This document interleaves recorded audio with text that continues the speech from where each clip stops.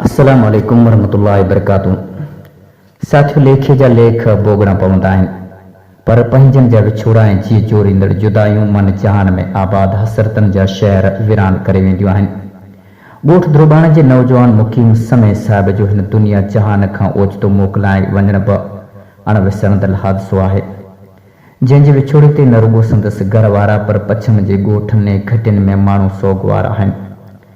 मुंहिंजे हथ आङिरियुनि में अटकियल कलम में इहा सघ नाहे जो मुक़ीम समय जी सचाई, सुरियाई, हमदर्दीअ ते पकी ऐं पुख़्ती तहरीर लिखी सघां।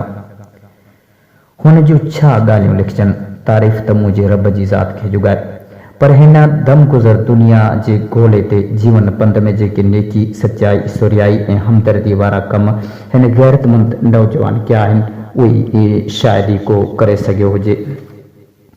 माण्हू जे हर मामले में रहनुमाई करण वारो बाऊ मुक़ीम नेक दिल, सचो ऐं उहा दिल रखण वारो माण्हू हो जो हुन जी ॻाल्हि में सचाई ऐं हुन जे इरादनि में पुख़्तगी सदाई चांडोगी जियां चमकंदी हुई। हसद, साड़, कुपत, कूड़ ऐं कीने खां नफ़रत कंदड़ ही शेर दिल इंसान, जंहिंजे विछोड़े ते न रुॻो रत जे रिश्ते वारा सोगवार आहिनि, पर पछम जी घटियुनि में ग़म महसूस थिए थो।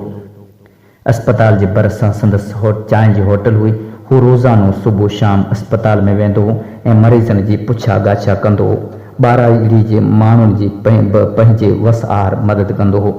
रमज़ान शरीफ़ जे भलारे महीने में माण्हुनि खे मुफ़्त चांहि ॾींदो हो। साथियो, अल्लाह पाक जॾहिं खां इहा दुनिया ठाही आहे, तॾहिं खां हर कंहिं शइ जे लाइ हिकु मुदत ठहिराई आहे। वक़्त जा कांटा पंहिंजे रफ़्तार में मसरूफ़ आहिनि। सेकंड, सहतियूं, मिंट, कलाक, ॾींहं, रातियूं, महीना ऐं साल पूरा करे आख़िरकार हितां खां हलणो ई आहे।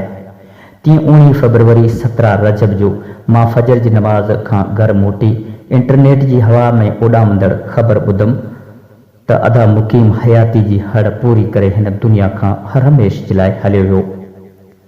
ध्रुबाणे ॻोठ मंझां जॾहिं संदसि जनाज़ो निकितो त रत जे रिश्ते वारा ॼण त ईअं चई करे खेसि अलविदा करे रहिया हुजनि त प्यार ॾेई पंहिंजो करे परदेस प्यारा तूं न वञ, प्यार ॾेई पंहिंजो करे परदेस प्यारा तूं न वञ, कोन जी सघंदासीं जुदा जीअ जा जियारा तूं न वञ।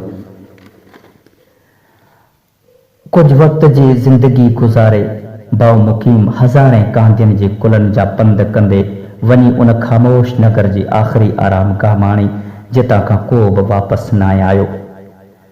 अखियुनि में पंहिंजा कुझु अरमान छॾे वेंदासीं, ज़िंदगी में कुझु निशान पंहिंजा छॾे वेंदासीं, खणी वेंदासीं तुंहिंजी दुनिया मां सिर्फ़ु हिकिड़ो ई कफ़न, तो लाइ ही सॼो जहान छॾे वेंदासीं, तुंहिंजे लाइ हीउ जहान छॾे वेंदासीं।